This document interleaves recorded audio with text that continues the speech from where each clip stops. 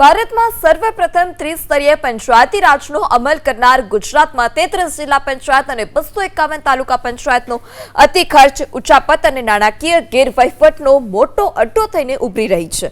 શુક્રવારે વિધાનસભા ગૃહમાં સરકારે વર્ષ 2017-18 તે માત્ર એક જ વર્ષના હિસાબો ઉપર લોકલ ઓડિટ ફંડના નિરીક્ષકે તૈયાર કરેલો રિપોર્ટ રજૂ કર્યો। રિપોર્ટની પ્રસ્તાવના જ જિલ્લા પંચાયતો તરફથી ₹3404 કરોડનો અતિ ખર્ચ अर्थात मर्यादा के अंदाज थी વધુ રકમ વાપરી દેવાનો ઘટસ્ફોટ થયો। 536 પાનાના ઓડિટ રિપોર્ટમાં દરેક પાના પર પંચાયતી રાજની સંસ્થાઓએ કરેલા સેંકડો કામ, વહીવટી પ્રક્રિયામાં ગેરરીતિઓ દર્શાવાઈ છે। 6 વર્ષે જાહેર આ ઓડિટ રિપોર્ટમાં જેમની આગેવાનીમાં કૌભાંડ, ઉચાપત અને નાણાકીય અનિયમિતતા થઈ છે તે ચૂંટાયેલા જનપ્રતિનિધિઓની ટર્મ પણ પૂર્ણ થઈ ચૂકી છે।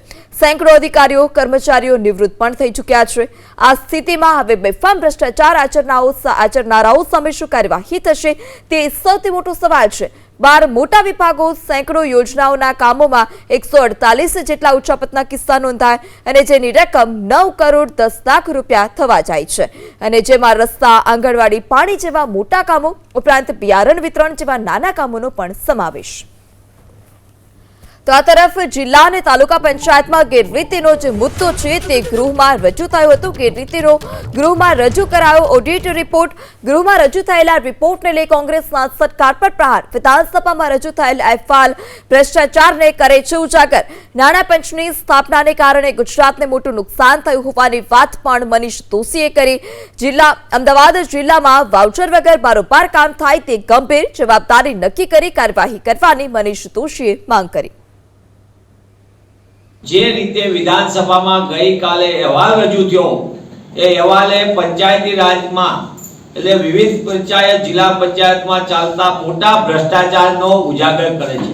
હજી આ અહેવાલ તો 16, 17, 17, 18 ના આવે છે, પણ સરકારે પોતે નાણાં પંચની સ્થાપના ન કરવાના કારણે ગુજરાતને 1100 કરોડનું નુકસાન થયું।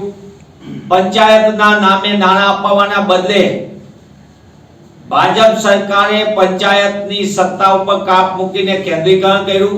એટલે કે ભ્રષ્ટાચારનું પણ કેન્દ્રીકરણ, સત્તાનું તો કેન્દ્રીકરણ ખરું પણ ભ્રષ્ટાચારનું પણ કેન્દ્રીકરણ।